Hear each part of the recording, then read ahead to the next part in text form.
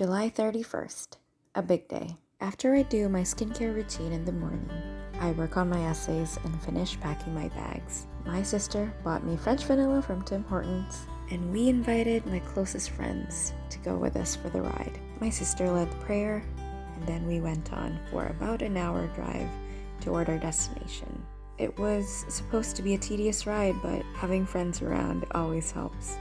And then we were getting close. How are you feeling? I don't know what I'm feeling. You don't know? I don't know. We parked our car right in front of Terminal 2, took a lot of photos, exchanged some hugs, and bid our farewells. As soon as I got into the airport, I had my documents in that small brown envelope, and because I checked in online, I only had to drop my bags and pay the travel tax. As soon as I got through immigration and finally scanning my carry-ons, I was in the departure area for quite a while, calling friends until I finally had to go to my final stop before boarding the plane.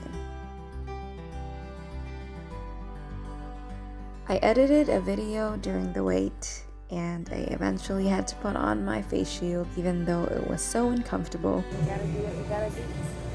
I was part of Group B, my seat was in 71A, and it was time to board the plane. It had been over a year since I last rode a plane, and it felt so nice to be finally traveling. Even more so, I was going alone.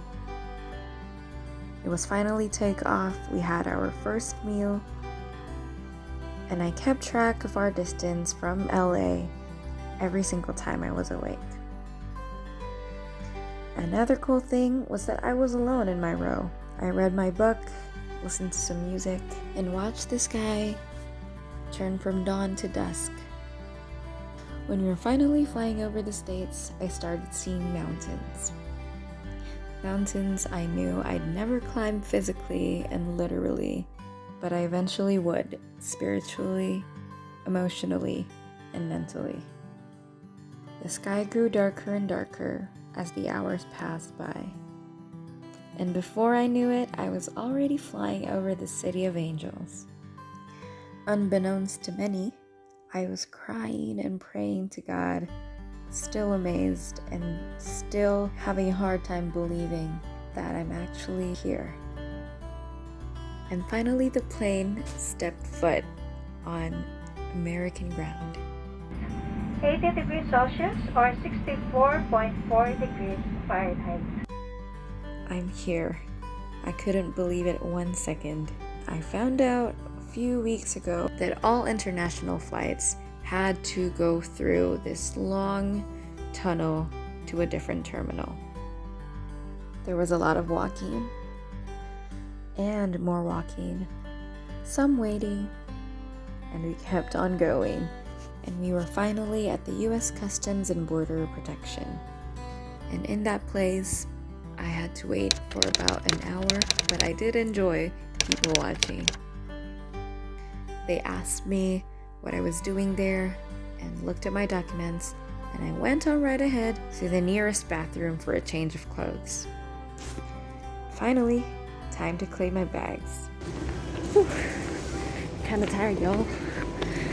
This has been really exhausting. So much walking. This is all mine. Time to go. I located the exit easily and finally met with my aunt and my uncle. The streets in front of the LA airport looked so familiar because it felt like Manila. My aunt and my uncle helped carry my bags into my car, and we went on to what would be my home for a few days. It was honestly fun catching up with them while we were in the car. I told them all about my trip, and I shared with them my excitement of being in a new country for the first time, all alone. We arrived at around 11 p.m., and I had to stay up quite a while for my small group back in the Philippines, and I eventually fell asleep. And the next morning, it's finally breakfast time.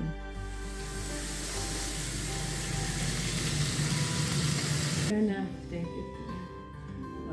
But safe arrival. Cool.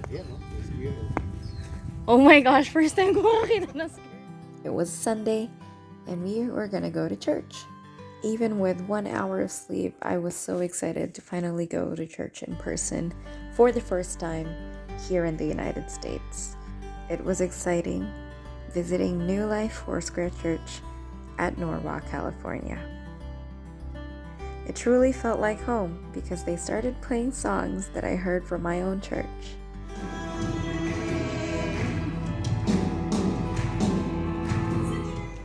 And we had communion.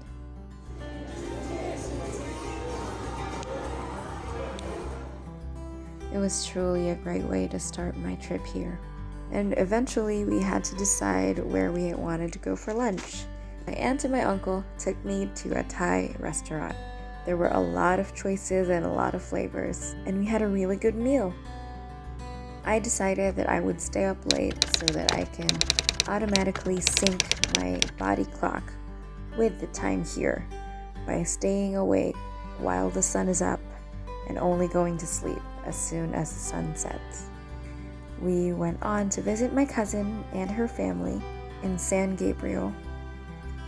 Oh, how I enjoyed looking at the streets, observing, and just seeing everything come to life right before my eyes. And then we finally arrived. Hi, Eleanor. Here at Marlins. Oh, what's that? Honestly. There was a lot of catching up, and we even watched the Olympics together. I also had fun taking care of my nephew, Henry. Love you. And eventually the day had to come to an end. Surprisingly, this was already past 6 p.m. Because of the summer solstice, the sun was still up. All I can say now is Psalm 27:13. I remain confident of this. I will see the goodness of the Lord in the land of the living.